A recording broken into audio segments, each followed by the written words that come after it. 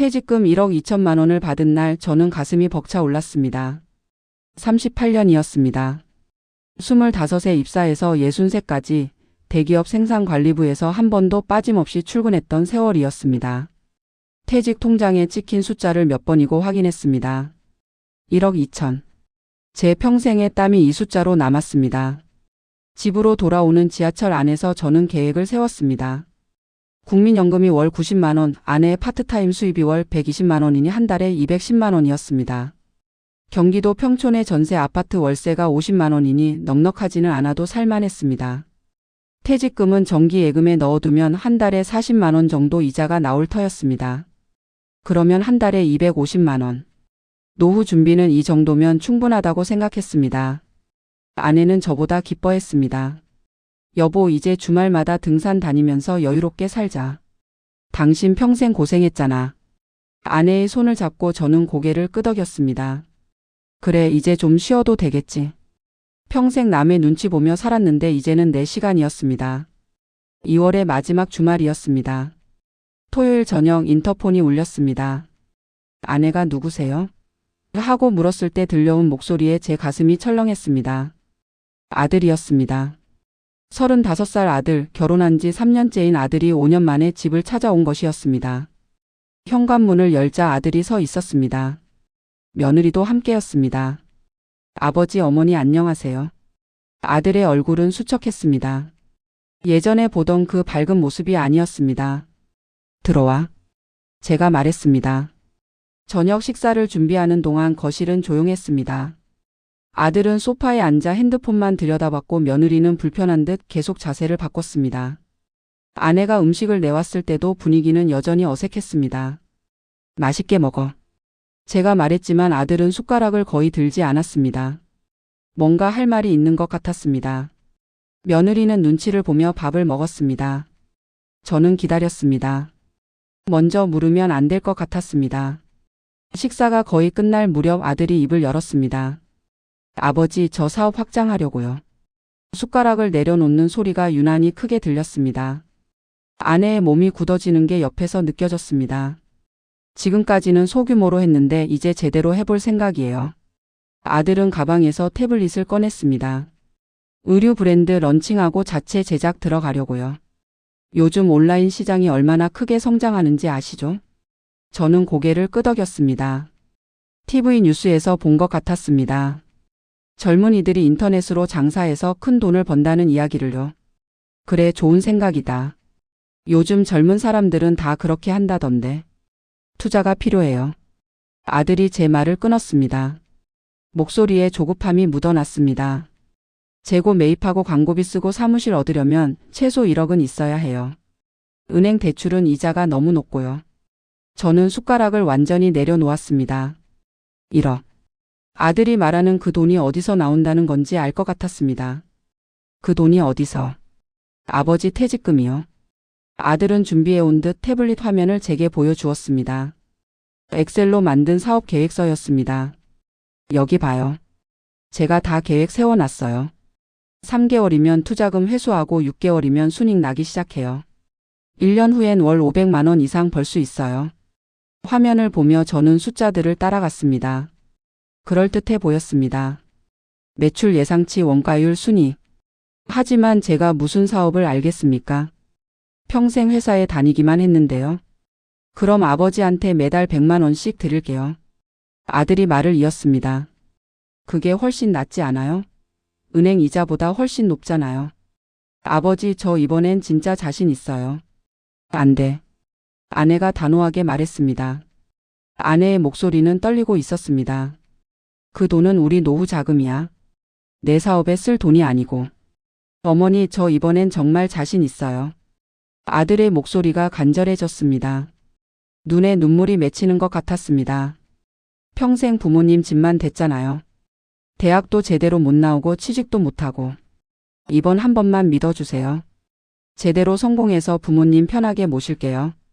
저는 말이 없었습니다. 아들 말이 틀리지 않았습니다. 고등학교 때부터 공부는 안 하고 사업 아이템만 찾아다녔습니다. 전문대에 겨우 들어갔고 졸업 후에도 취직은 하지 않고 이것저것 벤처 일을 전전했습니다. 결혼할 때도 전세금 3천만 원을 보태줬습니다. 그때도 이번엔 제대로 해볼게요 라고 했었습니다. 하지만 이번엔 달라 보였습니다. 아들의 눈빛이 예전과 달랐습니다. 진지했고 간절했습니다. 태블릿에 보여준 사업 계획서도 제법 그럴듯했습니다. 당신 설마 생각하는 거 아니지? 아내가 낮은 목소리로 물었습니다. 저는 대답하지 않았습니다. 아내의 손이 제 팔을 꽉 잡았습니다. 아들은 태블릿을 테이블 위에 놓고 저를 똑바로 봤습니다. 아버지, 저 진짜 이번엔 성공할 수 있어요. 2년 동안 시장 조사했고 제조업체도 다 알아봤어요. 온라인 마케팅 공부도 따로 했고요. 준비는 다 됐어요. 자금만 있으면 돼요. 며느리는 옆에서 아무 말도 하지 않았습니다. 고개를 숙이고 있었습니다. 뭔가 할 말이 있는 것 같았지만 참고 있는 것처럼 보였습니다. 그날 밤 저는 잠을 이루지 못했습니다. 옆에 누운 아내도 뒤척이는 소리가 들렸습니다. 38년 직장 생활 끝에 받은 1억 2천만 원. 그게 제 인생의 전부였습니다. 하지만 아들의 평생 집만 됐다는 말이 가슴에 박혔습니다. 정말 이번이 마지막 기회일지도 모른다는 생각이 들었습니다. 이틀 후 월요일 오전 아들에게서 전화가 왔습니다. 아버지, 생각해 보셨어요? 목소리에 조급함이 묻어났습니다. 다른 투자자도 알아보고 있긴 한데 아무래도 친아버지가 믿어주셔야 제가 마음 놓고 할 수 있을 것 같아서요. 저는 창밖을 봤습니다. 평촌 아파트 단지의 평범한 풍경이었습니다. 저처럼 퇴직한 사람들이 공원을 산책하고 있었습니다. 저도 곧 저렇게 될 사람이었습니다.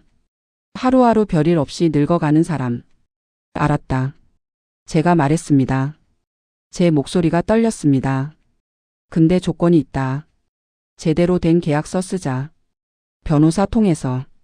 당연하죠. 아들의 목소리가 밝아졌습니다. 제가 다 준비할게요. 아버지, 정말 감사합니다. 후회 안 하실 거예요. 전화를 끊고 나서야 저는 제가 무슨 결정을 내렸는지 실감했습니다. 손이 떨렸습니다. 등 뒤에서 인기척이 느껴졌습니다. 돌아보니 아내가 서 있었습니다. 전화했어? 아내의 목소리는 차가웠습니다. 응. 당신 미쳤어? 아내의 목소리가 떨렸습니다. 그게 우리한테 남은 전부인데. 그걸 아들 사업에 쓰겠다고? 제정신이야? 한 번만 믿어보자. 제가 말했습니다. 이번엔 달라. 애가 준비를 2년이나 했다잖아. 사업 계획서도 제대로 만들어 왔고. 달라? 아내가 비웃었습니다. 맨날 다르다고 했어. 고등학교 때도 대학교 때도 결혼할 때도. 그때마다 이번엔 다르다고 했잖아. 저는 아무 말도 할 수 없었습니다. 아내 말이 맞았습니다. 하지만 이미 결정했습니다. 돌이킬 수 없었습니다. 일주일 후 토요일 며느리가 혼자 집을 찾아왔습니다. 아들 몰래 온 것이었습니다. 인터폰으로 목소리를 듣고 문을 열었을 때 며느리는 복도에 서 있었습니다. 집 안으로 들어오지 않았습니다. 아버님, 제발 투자 안 하셨으면 좋겠어요. 며느리의 목소리는 떨렸습니다. 눈이 빨갛게 충혈돼 있었습니다. 남편이 알면 저한테 화낼 거예요. 근데 제가 말 안 하면 평생 후회할 것 같아서요. 저는 며느리를 거실로 안내했습니다. 아내도 나와 있었습니다. 무슨 일인지 말해봐. 며느리는 가방에서 서류 몇 장을 꺼냈습니다. 손이 떨렸습니다. 남편이 그동안 사업한 게 이번이 처음이 아니에요. 서류를 테이블 위에 놓으며 며느리가 말했습니다. 3년 전에도 친구랑 공동 투자한다고 제 결혼 전세금 3천만 원 썼어요. 2달 만에 날렸고요. 저는 서류를 집어 들었습니다. 은행 대출 내역서였습니다. 아들 명의로 된 대출 기록들이 빼곡했습니다. 그 다음엔 암호화폐 투자한다고 또 2천만 원 썼어요. 며느리가 말을 이었습니다. 그것도 다 날렸어요. 저는 이혼하려고 했어요. 근데 임신한 걸 알아서 그냥 참고 살았어요. 아내가 제 옆에서 서류를 들여다봤습니다. 한숨 소리가 들렸습니다. 제가 모르는 줄 알았는데 다 알고 있었어요. 며느리의 눈에 눈물이 맺혔습니다. 남편은 돈만 생기면 투자한다고 다 날려요. 이번에도 똑같을 거예요. 아버님 퇴직금까지 날리는 건 정말 안 될 것 같아서. 제발 다시 생각해 주세요. 며느리가 돌아간 후 저는 서류를 들고 오랫동안 앉아 있었습니다. 아내는 아무 말도 하지 않았습니다. 그냥 소파에 앉아 벽을 바라보고 있었습니다. 그날 밤 저는 아들에게 전화했습니다. 내가 그동안 투자 실패한 거 알고 있다. 잠시 침묵이 흘렀습니다. 전화 너머로 아들이 숨 쉬는 소리만 들렸습니다. 누가 그래요? 그게 중요한 게 아니라 왜 아버지한테 거짓말했냐는 거다. 거짓말 아니에요. 아들의 목소리가 높아졌습니다. 그건 제대로 된 사업이 아니었어요. 준비 부족이었고요. 친구가 사기친 거였고 암호화폐는 운이 없었던 거예요. 근데 이번엔 달라요. 제가 2년 동안 시장 조사하고 다 준비한 거라고요. 그래도 아버지한테 말했어야지. 내가 그런 실패를 했다는 걸 알았으면 뭐 어쩔 건데요? 아들이 소리쳤습니다. 어차피 안 믿어주실 거잖아요. 아버지는 저를 계속 그런 식으로 볼 거예요. 못난 아들, 실패한 아들로? 전화 너머로 아들이 흐느끼는 소리가 들렸습니다. 평생 아버지한테 인정받고 싶었어요. 근데 한 번도 못 받았잖아요. 이번 한 번만. 제발 한 번만 믿어주세요. 제가 제대로 된 사람이라는 거 보여드릴게요. 저는 며느리가 준 서류를 봤습니다. 대출 내역, 투자 실패 기록들. 객관적인 증거들이었습니다. 하지만 아들의 울먹이는 목소리가 귀에 맴돌았습니다. 평생 아버지한테 인정받고 싶었어요. 전화를 끊고 저는 서류를 구겨 쓰레기통에 버렸습니다. 4월 초 화요일 저는 아들과 함께 강남역 인근 법무법인을 찾아갔습니다. 높은 빌딩 20층에 있는 사무실이었습니다. 대기실에 앉아 있는 동안 저는 손에 땀이 났습니다. 아들은 태블릿을 보며 뭔가를 확인하고 있었습니다. 김철수님? 직원이 저희를 불렀습니다. 변호사 사무실로 들어갔습니다. 50대쯤 돼 보이는 변호사가 악수를 청했습니다. 앉으세요. 계약서 초안 받았습니다. 검토해 봤는데요. 변호사는 프린트된 서류를 테이블 위에 펼쳤습니다. 투자금 1억 2천만 원, 6개월 거치 후 원금 상환 및 월 이익금의 20% 배당. 사업 실패 시 아드님 개인 재산으로 변제.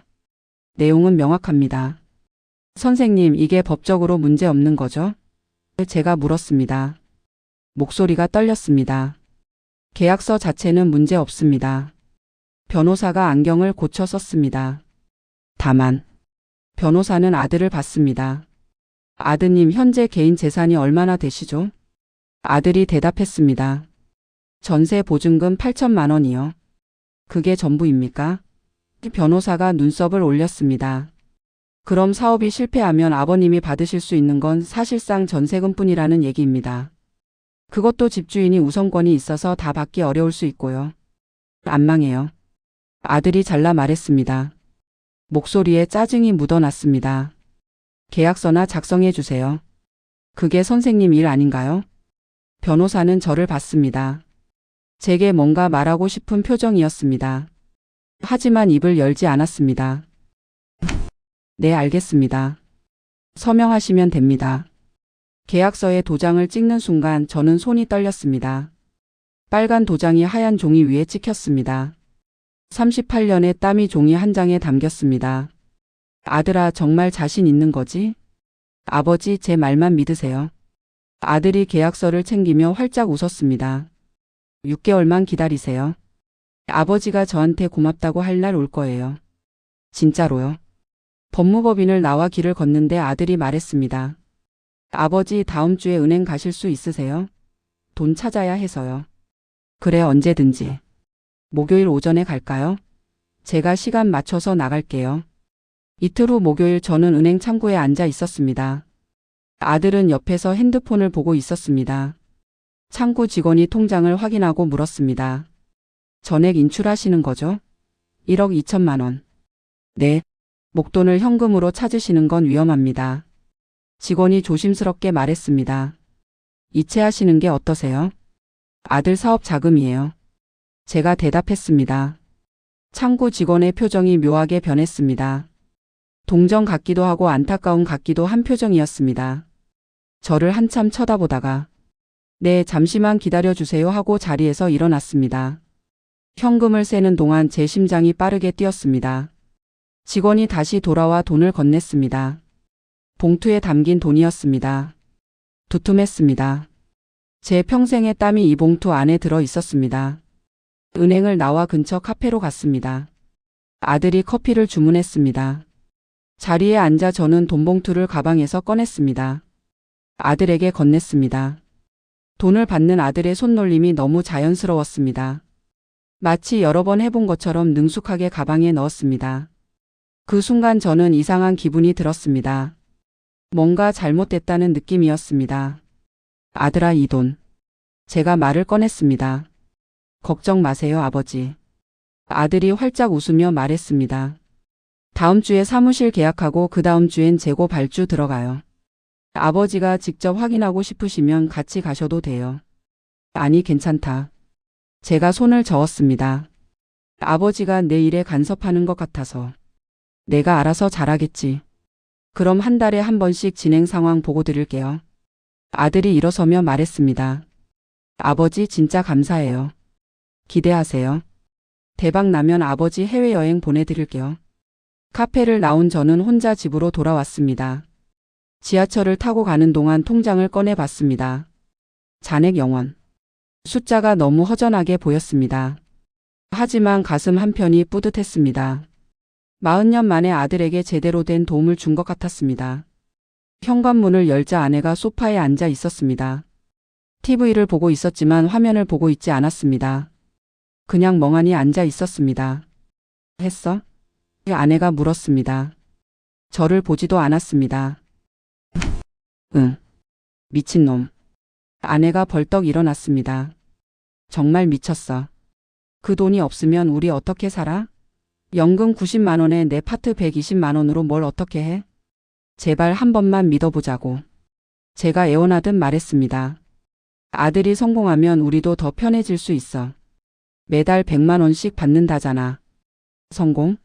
아내가 비웃었습니다. 그 녀석이 뭘 제대로 해본 적 있어? 며느리가 뭐라고 했는지 벌써 잊었어? 3천만 원, 2천만 원 다 날렸다고 했잖아. 그건 준비 부족이었다고 했어. 제 목소리도 커졌습니다. 이번엔 2년 동안 준비했다잖아. 사업 계획서도 제대로 만들어 왔고. 당신 정말. 아내의 눈에 눈물이 맺혔습니다. 당신 때문에 나까지 길바닥에 나앉게 생겼어. 평생 알뜰하게 살았는데 이제 와서 이게 뭐야. 그만해. 제가 소리쳤습니다. 내 돈 내가 쓰는데 왜 이래. 내가 평생 벌어온 돈이야. 그게 당신 돈만이야? 아내가 소리쳤습니다. 내가 얼마나 아껴 쓰며 살았는데. 내가 파트타임 하면서 얼마나 힘들었는데. 그것도 다 우리 노후 준비하려고 한 거야. 그날 밤부터 저희 부부는 대화를 끊었습니다. 같은 집에 살면서도 서로 말을 하지 않았습니다. 아내는 밥을 해주지 않았고 저는 편의점에서 끼니를 때웠습니다. 일주일 후 아들에게서 문자가 왔습니다. 사무실 계약서 사진이었습니다. 구로 디지털 단지의 작은 사무실이었습니다. 아버지 오늘 계약했어요. 다음 주에 직원 2명 뽑고 본격 시작합니다. 문자를 보며 저는 안도했습니다. 정말 하는구나. 거짓말이 아니었구나. 두 번째 달 쇼핑몰 오픈 소식이 왔습니다. 홈페이지 주소와 함께 화려한 제품 사진들이 문자로 날아왔습니다. 아버지 드디어 오픈했어요. 첫 달 매출 목표 5천만 원. 반응 진짜 좋아요. 저는 홈페이지에 들어가 봤습니다. 깔끔하게 만들어져 있었습니다. 옷들도 괜찮아 보였습니다. 아내에게 보여주고 싶었습니다. 여보, 아들 쇼핑몰 오픈했대. 하지만 아내는 쳐다보지도 않았습니다. 관심 없어. 한마디만 하고 방으로 들어가 버렸습니다. 세 번째 달이 되자 연락이 뜸해졌습니다. 문자도 없고 전화도 없었습니다. 제가 먼저 전화했습니다. 아들아, 사업은 잘 되고 있냐? 네, 잘 돼요. 아들의 목소리에 피곤함이 묻어났습니다. 근데 아버지, 광고비가 생각보다 많이 들어가네요. 그게 요즘 경쟁이 워낙 치열해서. 그래도 매출은 나오고 있지? 그럼요. 근데 아버지, 저 바빠서 끊을게요.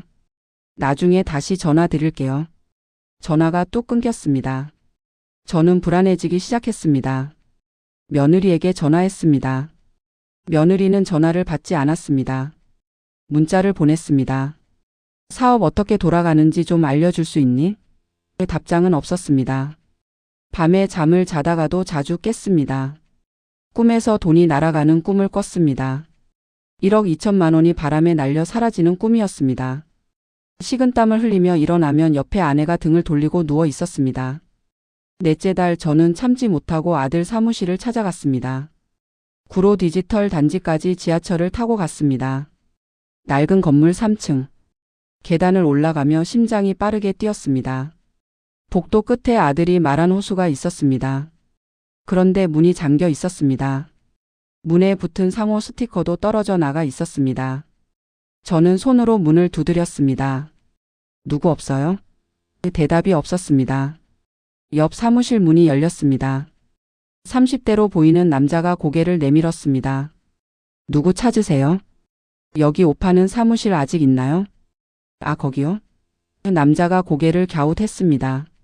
한 달 전에 나갔는데요. 월세 밀려서 쫓겨났어요. 저는 다리에 힘이 풀렸습니다.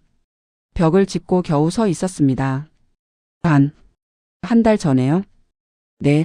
월세 2달 밀리니까 건물주가 짐 다 내버렸어요. 그 사람들 연락처 있으면 알려드릴 텐데 저도 몰라요. 저는 비틀거리며 계단을 내려갔습니다. 밖으로 나와 전화했습니다. 손이 떨려서 번호를 누르기도 힘들었습니다. 너 사무실 뺐다며? 아버지가 어떻게 아셨어요? 어떻게든 알았다. 제가 소리쳤습니다. 길 가던 사람들이 저를 쳐다봤습니다. 지금 당장 만나자. 어디야? 아버지 지금 설명하기 좀 그래요. 나중에 얘기. 지금 당장이라고. 제가 고함을 쳤습니다. 안 나오면 내가 지금 인천으로 가겠다. 결국 아들이 나타난 건 3시간 후였습니다. 지하철역 인근 카페에서 만났습니다. 아들은 수척해 보였습니다. 눈 밑에 다크서클이 짙었고 머리도 산발이었습니다. 아버지 죄송해요. 아들이 앉자마자 말했습니다. 뭐가 잘못됐어? 제가 물었습니다. 최대한 침착하려고 했지만 목소리가 떨렸습니다. 재고가 생각보다 안 팔려요. 아들이 고개를 숙였습니다. 디자인이 트렌드를 못 따라간 것 같아요. 그래서 광고비를 더 쏟아부었는데 그것도 효과가 없고 악순환이었어요. 그래서 사무실 월세도 못 냈다는 거냐? 일시적인 거예요. 아들이 급하게 변명했습니다. 지금 재고 정리하면서 새 디자인 준비 중이에요. 2차 시즌에는 확실히 대박 날 거예요. 2차 시즌? 저는 헛웃음이 나왔습니다. 내 돈은 지금 얼마나 남았어? 아들이 입을 다물었습니다. 고개를 숙인 채 대답하지 않았습니다. 말해. 제가 테이블을 쳤습니다. 커피잔이 덜컹거렸습니다. 3천만 원이요. 그 순간 제 머리가 하얘졌습니다. 귀가 멍멍했습니다. 3달 만에 9천만 원이 사라졌습니다. 나머지는 어디 갔어? 재고 구매하고 광고비 쓰고 인건비 주고 사무실 월세. 아들이 횡설수설했습니다. 다 사업비로 쓴 거예요. 제가 빼돌린 거 아니에요. 장부 보여줘. 그게 지금 정리가 안 돼 있어서요. 나중에 정리해서. 저는 아들의 눈을 똑바로 쳐다봤습니다. 아들이 눈을 피했습니다. 그 순간 알았습니다. 뭔가 숨기고 있다는 것을요. 장부가 없는 게 아니라 보여줄 수 없는 것이었습니다. 집으로 돌아오는 지하철 안에서 저는 멍하니 앉아 있었습니다. 창밖 풍경이 스쳐 지나갔지만 아무것도 보이지 않았습니다. 9천만 원. 3달. 제 머릿속에서 이 숫자들만 맴돌았습니다. 집에 도착해 문을 열자 아내가 저녁을 준비하고 있었습니다. 최근 들어 처음이었습니다. 아내가 식탁에 국그릇을 놓으며 말했습니다. 밥 먹어. 저는 식탁에 앉았습니다. 숟가락을 들었지만 목으로 넘어가지 않았습니다. 아내가 저를 봤습니다. 무슨 일 있어? 아들 사무실이 없어졌어. 뭐? 아내의 손이 멈췄습니다. 한 달 전에 월세 밀려서 쫓겨났대. 3달 만에 9천만 원이 날아갔어. 수저 떨어지는 소리가 들렸습니다. 아내가 식탁에 손을 짚고 주저앉았습니다. 그럼 남은 돈이 3천만 원. 아내는 말없이 벽을 바라봤습니다. 한참 후 아내가 말했습니다. 내가 뭘 했어?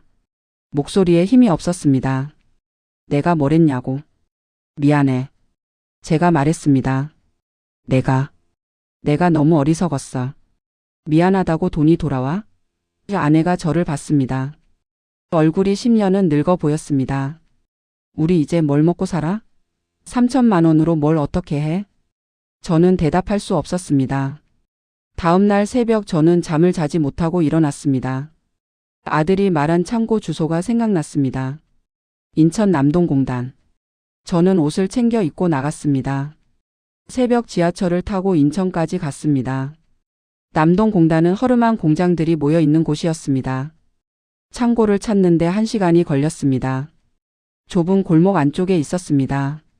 창고 문은 열려 있었습니다. 자물쇠가 부러져 있었습니다. 안으로 들어갔습니다. 먼지 냄새와 곰팡이 냄새가 섞여 있었습니다. 창고 안에는 박스들이 쌓여 있었습니다. 저는 박스를 하나 열어봤습니다. 옷이 아니었습니다. 싸구려 운동화였습니다. 그것도 명품 짝퉁이었습니다. 로고가 미묘하게 다른 가짜 운동화들이 가득 들어 있었습니다. 다른 박스를 열었습니다. 가짜 시계들이었습니다. 또 다른 박스에는 정체를 알 수 없는 건강식품들이 들어 있었습니다. 라벨도 제대로 붙어 있지 않았습니다. 저는 손이 떨렸습니다. 이게 뭐지? 의류 사업이라고 하지 않았나? 이런 짝퉁 물건들을 사업이라고? 창고 한쪽에 방치된 노트북을 발견했습니다. 먼지가 쌓여 있었습니다. 닦아내고 열어봤습니다. 켜졌습니다. 로그인도 안 돼 있었습니다. 바탕화면에는 엑셀 파일들이 가득했습니다. 거래 내역, XLSX 대출 명세, XLSX 이자 계산, XLSX. 저는 마우스를 잡는 손이 떨렸습니다. 파일을 하나 열었습니다. 거래 내역이 나왔습니다. 날짜, 금액, 용도가 적혀 있었습니다. 그런데 품목이 이상했습니다. 의류가 아니었습니다. 상환 변제 이자였습니다. 저는 천천히 숫자를 따라갔습니다. 1억 2천만 원이 들어온 날짜가 있었습니다. 4월 10일. 그리고 그 다음 날부터 돈이 빠져나가기 시작했습니다. 4월 11일 대부업체 A 원금 상환 2천만 원. 4월 11일 대부업체 B 이자 납부 500만 원. 4월 12일 대부업체 C 원금 상환 1,500만 원. 4월 15일 대부업체 D 이자 납부 800만 원. 숫자를 계산해 보니 실제 사업에 쓴 돈은 3천만 원 뿐이었습니다. 나머지 9천만 원은 전부 대출 상환과 이자 납부에 쓰였습니다. 저는 다리에 힘이 풀려 바닥에 주저앉았습니다. 창고 바닥은 차갑고 더러웠지만 느껴지지 않았습니다. 사업이 아니었습니다. 처음부터. 아들은 빚을 갚기 위해 제 돈을 쓴 것이었습니다. 대출 명세. XLSX 파일을 열었습니다. 더 충격적인 내용이 나왔습니다. 아들이 진 빚의 총액이 적혀 있었습니다. 2억 3천만 원. 대부업체 6곳에서 빌린 돈이었습니다. 이자율은 연 30%에서 50%였습니다. 제 손이 떨렸습니다. 마우스를 놓쳤습니다. 화면이 흔들렸습니다. 2억 3천만 원. 이걸 어떻게 갚는다는 거지? 그때 창고 문이 열렸습니다. 저는 깜짝 놀라 돌아봤습니다. 아들이 서 있었습니다. 제 눈과 아들의 눈이 마주쳤습니다. 아버지. 아들의 얼굴이 하얗게 질렸습니다. 이게 뭐냐? 제가 노트북을 들어 보였습니다. 목소리가 떨렸습니다. 아들은 입을 열었다 닫았습니다. 말이 나오지 않는 것 같았습니다. 대출이 얼마야? 제가 물었습니다. 2억 3천입니다. 뭐? 제 목소리가 메아리 쳤습니다. 제가 그동안 투자한다고. 아들이 무릎을 꿇었습니다. 바닥에 무릎을 꿇고 고개를 숙였습니다. 다 실패했어요. 친구들이랑 같이 한 것도 실패하고 혼자 한 것도 실패하고. 은행에선 더 이상 안 빌려주니까 대부업체 갔어요. 이자가 눈덩이처럼 불어서. 그래서 내 돈으로 빚을 갚았다는 거냐? 일단 급한 빚만 막으려고 했어요. 아들이 울기 시작했습니다. 그러고 나서 진짜 사업 시작하려고 했어요. 근데 돈이 부족해서. 일단 이자가 급해서. 거짓말.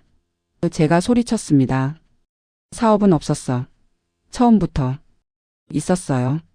아들도 소리쳤습니다. 고개를 들어 저를 봤습니다. 눈물 범벅이었습니다. 진짜 하려고 했어요. 사무실도 얻었고 재고도 주문했어요. 근데 대부업체에서 매일 전화 오고 집 앞까지 찾아오고 며느리가 무서워하고 일단 그것들부터 정리해야 했어요. 저는 아들을 멍하니 바라봤습니다. 이 사람이 내 아들이 맞나? 제가 키운 아들이 이런 사람이었나? 나머지 3천만 원은?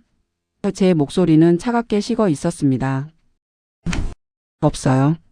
뭐? 어제 또 이자 납부했어요. 아들이 목이 메어 말을 잇지 못했습니다. 월 이자가 500만 원이에요. 안 내면 집으로 찾아와요.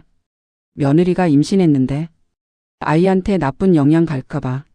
제 머릿속이 하얘졌습니다. 3천만 원도 없다고? 1억 2천만 원이 석 달 만에 완전히 증발했다고? 아버지. 아들이 제 바지를 잡았습니다. 제발 용서해 주세요. 제가 정말 잘못했어요. 근데 지금 어떻게 할 수가 없어요. 도와주세요. 저는 아들의 손을 뿌리쳤습니다. 도와달라고? 1억 2천만 원을 날린 주제에 창고를 나왔습니다. 아들이 뒤쫓아왔습니다. 아버지, 아버지 하고 불렀지만 돌아보지 않았습니다. 집으로 가는 지하철 안에서 저는 울었습니다. 사람들이 보는 앞에서 울었습니다. 63세 노인이 지하철에서 소리 죽여 우는 모습을 사람들은 모른 척했습니다.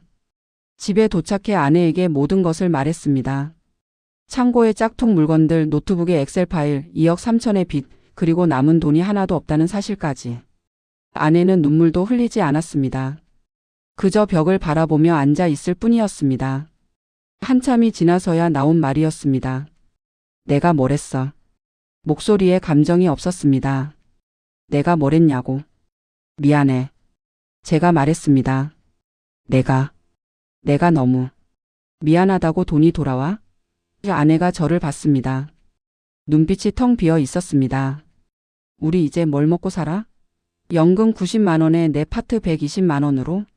월세 50만 원 내고 나면 160만 원밖에 안 남는데? 저는 고개를 숙였습니다. 다음 날 저는 법무법인을 찾아갔습니다. 계약서를 들고 갔습니다. 변호사는 계약서를 검토했습니다. 이걸로 돈을 받아낼 수 있을까요? 제가 물었습니다. 민사소송을 제기하실 수는 있습니다. 변호사가 신중하게 말했습니다. 다만 아드님의 재산이 전세 보증금 8천만 원 뿐이라고 하셨죠? 네. 그마저도 대출이 있을 가능성이 높습니다. 변호사가 말을 이었습니다. 게다가 대부업체 채권이 우선순위일 수 있어요. 그들이 먼저 전세금에 가압류를 걸면. 그럼 나는? 최악의 경우 한 푼도 못 받으실 수 있습니다. 변호사가 안타깝게 말했습니다. 소송 비용만 몇백만 원 들어가고요. 시간도 1년 이상 걸립니다. 저는 의자에 기댔습니다. 힘이 쭉 빠졌습니다. 한 가지 방법이 있긴 합니다. 변호사가 조심스럽게 말했습니다. 형사 고소를 하시는 겁니다. 사기죄로요. 처음부터 사업 의도가 없었고 빚 갚을 목적으로 돈을 받아냈으니 사기가 성립할 수 있어요. 그러면 어떻게 되는데요? 아드님이 실형을 받을 수 있습니다. 3년에서 5년. 변호사가 잠시 말을 멈췄습니다. 하지만 그래도 돈은 못 받으실 가능성이 높아요. 형사처벌과 민사배상은 별개니까요. 저는 고개를 저었습니다. 내 손으로 내 아들을 감옥에 보낼 순 없어요. 그럼. 변호사가 한숨을 쉬었습니다. 포기하시는 수밖에 없습니다. 법무법인을 나와 저는 공원 벤치에 앉았습니다. 4월의 햇살이 따뜻했지만 제게는 아무 의미가 없었습니다. 벤치에 앉아 하늘을 봤습니다. 구름이 흘러갔습니다. 핸드폰이 울렸습니다. 오래된 친구였습니다. 같이 퇴직한 동기였습니다. 철수야, 요즘 어떻게 지내? 그냥. 목소리가 왜 그래? 친구가 물었습니다. 저는 친구에게 모든 것을 털어놨습니다. 더 이상 숨길 수도 없었고 숨기고 싶지도 않았습니다. 친구는 한참을 듣고 한숨을 쉬었습니다. 철수야, 나도 비슷한 경험 있어. 내 경우는 딸 시집 보낼 때였는데 사위가 사업한다고 5천만 원 빌려갔어. 그것도 못 받았어. 그래서 어떻게 했어? 포기했지 뭐. 친구가 씁쓸하게 웃었습니다. 자식인데 어쩌겠어. 그냥 내가 없는 돈이라고 생각하고 살아. 근데 철수야, 너 지금 연금이 90만 원이라며? 응. 그걸로 어떻게 살아? 월세만 50만 원 나가잖아. 그러게. 내가 좀 도와줄게. 친구의 목소리가 따뜻했습니다. 당분간 생활비라도. 얼마 필요해? 아니야. 제가 거절했습니다. 그럴 순 없어. 너도 퇴직했는데 어떡해. 임마, 친구 좋다는 게 이럴 때 쓰라고 있는 거야. 친구가 말했습니다. 다음 주에 만나. 소주나 한잔하자. 내가 산다.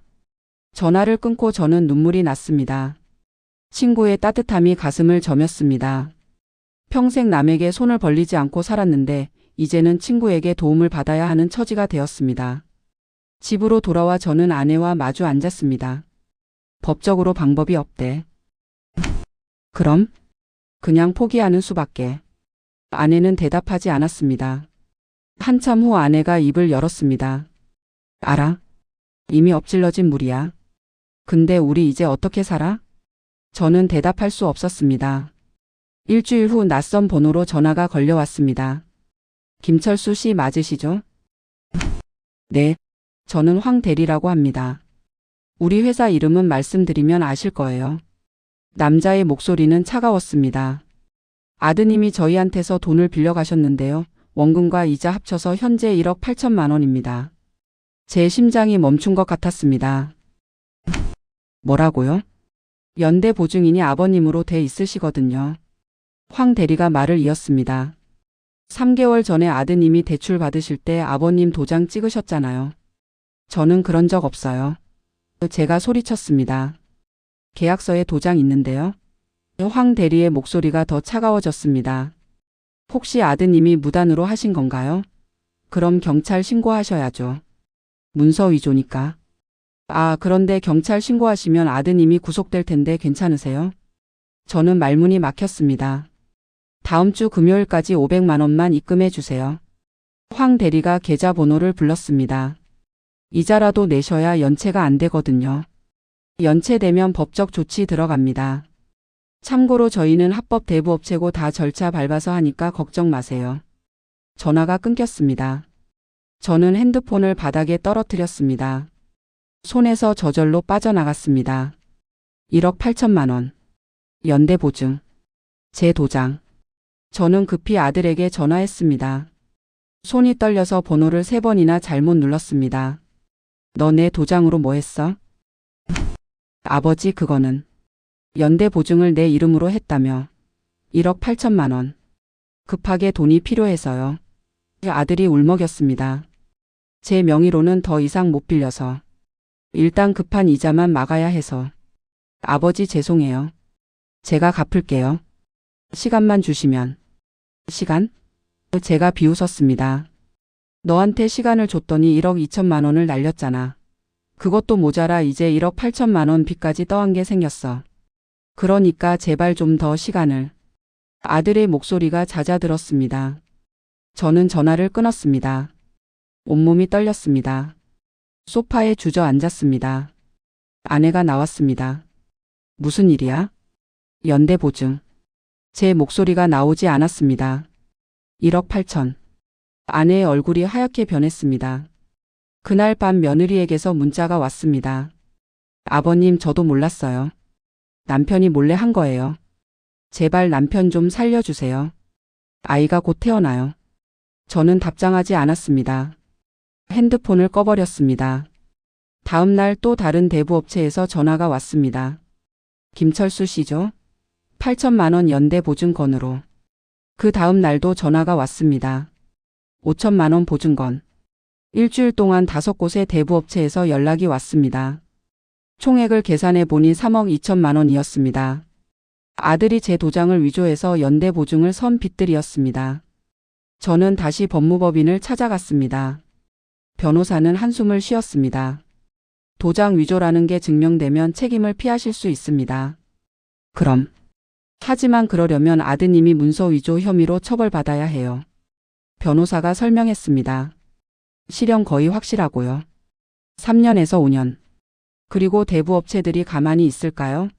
그들은 이미 돈을 빌려줬고 빌려준 돈은 회수해야 합니다. 법적 공방이 3년은 걸릴 거예요. 3년? 그동안 독촉은 계속될 겁니다. 집에도 찾아올 거고 직장에도 연락할 거예요. 변호사가 서류를 넘기며 말했습니다. 가장 현실적인 방법은 개인 파산입니다. 파산? 네. 채무 조정을 받으시는 거예요. 그러면 재산은 다 정리되지만 최소한의 생활은 보장받으실 수 있어요. 생계형 파산이죠. 저는 변호사 사무실을 나와 공원으로 갔습니다. 벤치에 앉아 하늘을 봤습니다. 파산. 63세의 파산이라니. 그때 아들이 나타났습니다. 아버지. 멀리서 뛰어왔습니다. 숨을 헐떡이며 제 앞에 섰습니다. 가. 제가 고개도 돌리지 않고 말했습니다. 아버지 제발 한 번만 더 기회를. 아들이 무릎을 꿇었습니다. 공원 벤치 앞에 무릎을 꿇었습니다. 지나가던 사람들이 쳐다봤습니다. 기회? 제가 아들을 쳐다봤습니다. 너는 내 아버지한테서 뭘 뺏어간 줄 아냐? 죄송합니다, 아버지. 돈만 뺏어간 게 아니야. 제 목소리가 떨렸습니다. 내 노후를, 내 존엄을, 내 인생을 송두리째 뺏어갔어. 1억 2천만 원은 내 38년이었어. 그걸 석 달 만에 날려버렸잖아. 그것도 모자라 3억이 넘는 빚까지 떠안게 만들었고. 제가 갚을게요. 평생 걸려서라도. 평생? 제가 비웃었습니다. 너한테 평생이 뭐가 있어? 너는 지금도 며느리랑 애 먹여 살리지도 못하잖아. 아들이 고개를 숙였습니다. 어깨가 떨렸습니다. 이제 나는 내 아버지가 아니다. 제가 일어났습니다. 다시는 연락하지 마. 나도 너를 모르는 사람으로 살겠다. 아버지. 아들이 제 옷자락을 잡았습니다. 저는 뿌리쳤습니다. 아들이 바닥에 주저앉았습니다. 공원을 나오는 저를 사람들이 쳐다봤습니다. 수군거리는 소리가 들렸습니다. 부끄러웠지만 상관없었습니다. 이미 잃을 게 없었습니다. 그날 밤 저는 변호사에게 전화했습니다. 개인 파산 신청하겠습니다. 잘 결정하셨습니다. 변호사가 말했습니다. 서류 준비해 드릴게요. 법원에 신청하면 6개월 정도 걸립니다. 전화를 끊고 아내에게 말했습니다. 파산 신청하기로 했어. 아내는 대답하지 않았습니다. 그저 고개만 끄덕였습니다. 한 달이 지났습니다. 대부업체 직원들이 집 앞에 나타났습니다. 김철수 씨 계시죠? 이자 밀린 지 2달째입니다. 오늘 안에 1,000만 원 입금 안 하시면 법적 조치 들어갑니다. 복도에 이웃들이 나와 있었습니다. 저를 구경하고 있었습니다. 저는 평생 떳떳하게 살았습니다. 한 번도 남에게 손가락질 받은 적 없었습니다. 그런데 지금 집 앞에서 빚 독촉을 당하고 있었습니다. 제가 연대 보증을 선 게 아니에요. 제가 말했습니다.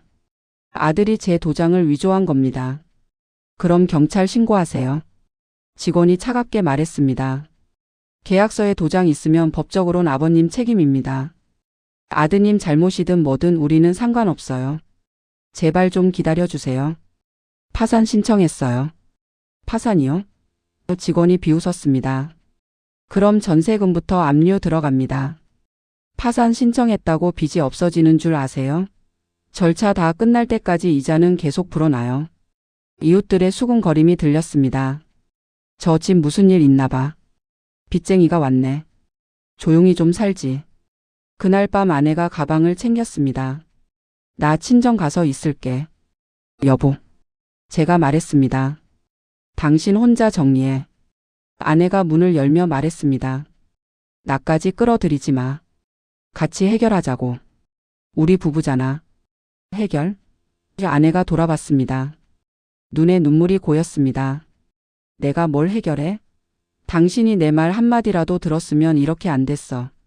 며느리 말도 무시하고 내 말도 무시하고 다 당신 멋대로 해놓고 이제 와서 같이 해결하자고? 미안해. 정말 미안해. 미안하다고 다야? 아내의 목소리가 떨렸습니다. 당신 때문에 나까지 길바닥에 나앉게 생겼어. 평생 알뜰하게 살았는데 노후 준비도 다 했는데 이제 와서 이게 뭐야? 당신 혼자 해. 나는 더 이상 못해. 문이 닫혔습니다. 저는 빈집에 혼자 남았습니다. 빈집은 너무 조용했습니다. 시계 초침 소리만 들렸습니다. 저는 소파에 앉아 천장을 봤습니다. 이제 뭘 어떻게 해야 하나. 다음 날 저는 은행에 갔습니다. 개인 파산 상담을 받기 위해서였습니다. 상담사가 서류를 검토했습니다. 중년의 여자 직원이었습니다. 현재 채무가 3억 2천만 원, 재산은 전세 보증금 8천만 원. 상담사가 계산기를 두드렸습니다. 파산 신청하시면 전세금으로 일부 변제하고 나머지는 면책 받으실 수 있어요. 다만 전세금은 다 가져가실 수 없어요. 채권자들에게 나눠지거든요. 그러면 저희는 어디서 살아요? 월세로 이사 가셔야죠. 상담사가 태블릿을 보여줬습니다. 정부 지원 주택도 신청하실 수 있어요. 다만 대기 기간이 1년에서 2년 정도 걸려요. 1년에서 2년? 네. 임시로 고시원이나 쪽방에서 지내시다가 지원 주택 나오면 이사 가시는 거죠. 생계가 어려우시면 기초생활수급자 신청도 하실 수 있고요. 저는 고시원 사진을 봤습니다. 3평도 안 되는 방이었습니다. 창문도 없었습니다. 침대와 책상이 전부였습니다. 이게 제가 살 곳인가? 월세는 얼마나 해요? 제가 물었습니다. 지역마다 다르지만 서울 기준 35만 원에서 50만 원 정도요. 35만 원. 제 연금 90만 원에서 35만 원을 빼면 55만 원이 남습니다. 한 달을 55만 원으로 살라고. 은행을 나와 저는 공원으로 갔습니다. 벤치에 앉아 편의점에서 산 소주를 마셨습니다. 낮부터 소주를 마시는 노인이 되었습니다. 지나가는 사람들이 저를 힐끔거렸습니다. 핸드폰이 울렸습니다. 친구였습니다. 철수야, 어디야? 오늘 시간대? 공원에. 지금 가서 술 마시고 있어? 친구의 목소리에 걱정이 묻어났습니다. 야, 그러지 마. 내가 지금 갈게. 어느 공원이야? 1시간 후 친구가 왔습니다. 제 옆에 앉아 소주병을 봤습니다. 이미 2병 마셨네. 취하질 않아. 제가 말했습니다. 철수야. 친구가 제 어깨를 잡았습니다. 내가 알아봤는데 내 친구가 작은 회사 경비 자리 구한대. 월 200만 원인데 어때? 경비? 63세면 아직 일할 나이야. 친구가 말했습니다. 앉아서 CCTV만 보면 돼. 밤 근무긴 한데 괜찮지? 저는 웃음이 나왔습니다. 대기업 과장에서 경비로. 내가 경비를. 임마, 자존심 버려. 친구가 진지하게 말했습니다. 지금 자존심 챙길 때야? 일단 벌어야지. 월 200만 원이면 최소한 밥은 먹고 살 수 있잖아. 친구 말이 맞았습니다. 자존심 부릴 처지가 아니었습니다. 고맙다. 생각해 볼게. 생각할 거 없어. 내일 소개해 줄게. 면접 보러 가자. 전화를 끊고 저는 하늘을 봤습니다. 별이 하나도 안 보였습니다. 서울 하늘은 언제나 이렇게 캄캄했습니다. 그날 밤 저는 집으로 돌아가지 않았습니다. 공원 벤치에서 밤을 샜습니다. 4월 밤은 추웠지만 집에 가기 싫었습니다. 빈집이 무서웠습니다. 새벽에 누군가 다가왔습니다. 노숙자였습니다. 70은 넘어 보이는 할아버지였습니다. 낡은 담요를 들고 있었습니다. 아저씨, 담요 필요하세요? 노숙자가 물었습니다. 저는 고개를 들었습니다. 됐습니다. 처음이시죠? 노숙자가 웃었습니다. 이가 몇 개 없었습니다. 보면 알아요. 나도 20년 전엔 회사 다녔어요. 증권사 부장이었어요. 저는 그 사람을 봤습니다. 믿기지 않았습니다. 증권사 부장이. 맞아요. 노숙자가 제 옆에 앉았습니다. IMF 때 회사 망하고 빚 떠안고 이혼하고. 그러다 여기까지 왔죠. 그럼 가족은? 다 떠났어요. 처음엔 원망했는데 이젠 이해해요. 나 같은 사람이랑 같이 있으면 힘들죠. 노숙자는 담요를 제게 건넸습니다. 받아요. 오늘 밤 엄청 추워요. 감기 걸리면 병원비 나가요. 저는 담요를 받았습니다. 낡았지만 따뜻했습니다. 아저씨, 인생 한번 망하는 거 별거 아니에요. 노숙자가 말했습니다. 다시 일어서면 돼요. 나는 못 일어섰지만 아저씨는 다를 거예요.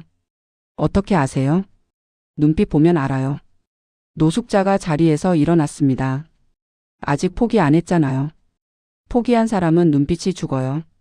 근데 아저씨는 아직 살아 있어요. 노숙자가 사라졌습니다. 저는 담요를 몸에 감았습니다. 정말 따뜻했습니다. 그래, 아직 포기하지 않았다. 경비 일이라도 하자. 월 200만 원이면 최소한 살 수는 있다. 아내한테도 다시 연락해보자. 천천히 빚을 갚아나가자. 아직 늦지 않았다. 저는 핸드폰을 꺼내 친구에게 문자를 보냈습니다. 경비 일 하겠습니다. 내일 면접 갈게요. 답장이 바로 왔습니다. 알았어. 10시에 만나자. 잘 될 거야. 새벽 공원은 조용했습니다. 멀리서 새벽 운동 나온 사람들이 보였습니다. 그들은 평범한 일상을 사는 사람들이었습니다. 저도 얼마 전까지는 저랬습니다. 이제는 아니지만요. 동이 트기 시작했습니다. 저는 담요를 벤치에 개켜놓고 일어났습니다. 화장실에 가서 세수를 하고 면접 준비를 해야 했습니다. 3개월 후 저는 경비 일을 시작했습니다. 밤 10시부터 아침 6시까지. 중소기업 사무실 건물 1층 경비실에서 CCTV 모니터를 보며 밤을 지새웠습니다. 첫 월급 200만 원을 받았습니다. 월급 봉투를 들고 저는 한참을 서 있었습니다. 38년 회사 다니며 통장으로만 받던 월급을 이렇게 현금으로 받는 것이 처음이었습니다. 대부업체 이자로 150만 원을 냈습니다. 남은 50만 원으로 고시원 월세 35만 원을 냈습니다. 15만 원이 남았습니다. 한 달을 15만 원으로 살아야 했습니다. 고시원 방은 정말 좁았습니다. 침대와 책상이 전부였습니다. 창문도 없었습니다. 공용 화장실을 5명이 같이 썼습니다. 부엌도 공용이었습니다. 처음엔 힘들었습니다. 밤에 일하고 낮에 자는 생활이 익숙하지 않았습니다. 경비실에서 졸다가 관리소장한테 혼나기도 했습니다. 김경비, 자면 어떻게 해? 63세 경비라고 불리며 혼나는 일이 익숙해져야 했습니다. 아내는 여전히 친정에 있었습니다. 한 달에 한 번 전화가 왔습니다. 잘 지내? 그 한마디뿐이었습니다. 저는 응 하고만 대답했습니다. 더 할 말이 없었습니다. 파산 신청은 법원에서 진행 중이었습니다. 전세금 8천만 원은 이미 채권자들에게 압류가 들어간 상태였습니다. 집에서 나가라는 통보를 받았습니다. 한 달 안에 나가야 했습니다. 그래서 고시원으로 이사한 것이었습니다. 짐은 거의 없었습니다. 옷 몇 벌과 책 몇 권이 전부였습니다. 아내 물건들은 친정으로 보냈습니다. 어느 날 밤 경비실에서 CCTV를 보고 있는데 로비에 사람이 나타났습니다. 여자와 아이였습니다. 가까이 다가오는 모습을 보니 며느리였습니다. 아이를 안고 있었습니다. 저는 경비실 문을 열었습니다. 왜 왔어? 아버님. 며느리의 목소리는 떨렸습니다. 남편이 구속됐어요. 저는 아무 감정도 느껴지지 않았습니다. 그래. 문서 위조로요. 다른 채권자가 고소했어요. 실형 3년 나왔어요. 며느리가 울기 시작했습니다. 남편이 여러 사람한테 똑같은 짓을 한 거예요. 아버님만 당한 게 아니에요. 저도 몰랐어요. 정말로요. 그래서 나한테 왜 왔냐고. 제가 물었습니다. 아이가 할아버지를 보고 싶어 할 것 같아서요. 며느리가 아이를 보였습니다. 이름 지어주실 수 있으세요? 남편이 없으니까 제가 혼자 키워야 하는데 그래도 할아버지가 이름이라도. 저는 아이를 봤습니다. 순수한 눈빛이었습니다. 아무 죄 없는 생명이었습니다. 하지만 이 아이의 아버지가 제 인생을 망쳤습니다. 미안하지만 못하겠어. 제가 고개를 돌렸습니다. 나는 더 이상 너희 가족이 아니야. 그냥 가. 며느리가 고개를 숙였습니다. 눈물이 바닥에 떨어졌습니다. 죄송합니다, 아버님. 며느리가 아이를 안고 돌아갔습니다. 로비 CCTV로 며느리가 나가는 모습을 봤습니다. 아이가 뒤를 돌아봤습니다. 저를 찾는 것 같았습니다. 작은 손을 흔들었습니다. 저는 모니터에서 눈을 돌렸습니다. 그날 밤 저는 변호사에게 전화했습니다. 개인 파산 언제 나와요? 다음 달 초에 선고 날짜 잡혔습니다. 변호사가 말했습니다. 거의 인정될 겁니다. 그러면 채무에서 면책되시고요. 고맙습니다. 6개월 후 파산이 선고됐습니다. 전세 보증금 8천만 원은 채권자들에게 나눠졌습니다. 남은 빚 2억 4천만 원은 면책됐습니다. 법적으로는 더 이상 빚이 없었습니다. 하지만 신용불량자가 됐습니다. 앞으로 7년간 대출도 못 받고 신용카드도 못 만들었습니다. 그게 뭐 중요한가요? 이미 잃을 게 다 없는데. 저는 여전히 경비 일을 하고 있었습니다. 이제는 낮 근무로 바꿨습니다. 밤 근무가 몸에 무리였습니다. 월급은 180만 원으로 줄었지만 건강이 더 중요했습니다. 쪽방에서 나와 출근하는 길 저는 편의점에 들렀습니다. 삼각김밥 하나. 이게 아침이자 점심이었습니다. 계산대에서 돈을 내는데 뒤에서 누군가 말했습니다. 아버지? 돌아보니 며느리였습니다. 아이는 더 커 보였습니다. 왜 또 여기 있어? 우연히 마주쳤어요. 여기 근처 사세요? 며느리가 물었습니다. 응. 저기. 저는 쪽방촌을 가리켰습니다. 며느리의 얼굴이 굳었습니다. 아이가 걸음마 시작했어요. 할아버지, 할아버지 하면서요. 저는 아이를 봤습니다. 아이가 웃었습니다. 아파? 할아버지라는 말이에요. 며느리가 설명했습니다. 저는 고개를 돌렸습니다.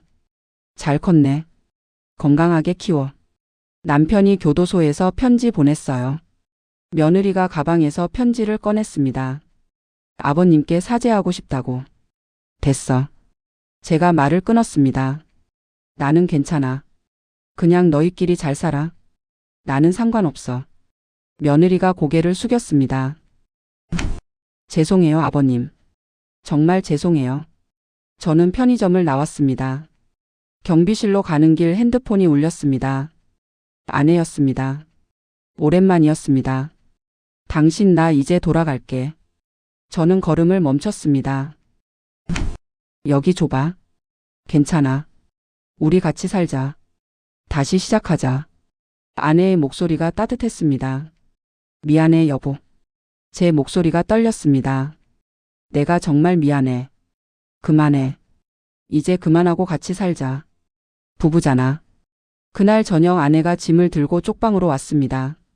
방을 보고 아내는 한숨을 쉬었습니다. 진짜 좁네. 응. 두 사람이 누우면 옴짝달싹 못해. 그래도 괜찮아. 아내가 짐을 내려놓았습니다. 우리 여기서 다시 시작하자. 그날 밤 저희는 좁은 방에서 나란히 누웠습니다. 옆 방에서 TV 소리가 들렸습니다. 복도에서 누군가 다투는 소리도 들렸습니다. 평촌 아파트와는 너무 달랐습니다. 내일부터 나도 일 찾아볼게. 아내가 말했습니다. 청소 일이라도 하면 우리 둘이 벌면 한 달 300만 원은 되잖아. 여보, 우리 천천히 다시 모아보자. 아내가 제 손을 잡았습니다. 10년 걸리든 20년 걸리든 우리 아직 살 날 많아. 저는 아내의 손을 꼭 잡았습니다. 따뜻했습니다. 그래, 아직 늦지 않았다. 다시 시작하면 된다. 창밖으로 서울 야경이 보였습니다. 쪽방촌 건물 사이로 보이는 불빛들이었습니다. 아름답지는 않았지만 따뜻했습니다. 사람들이 사는 불빛이었습니다. 제 인생은 무너졌습니다. 38년을 일하고 받은 퇴직금 1억 2천만 원은 석 달 만에 사라졌습니다. 3억이 넘는 빚까지 떠안았다가 파산했습니다. 아들은 감옥에 갔고 손자와는 남이 됐습니다. 하지만 아내가 돌아왔습니다. 그것만으로도 감사했습니다. 저희는 다시 시작할 겁니다. 느리더라도 힘들더라도. 아직 포기하지 않았습니다.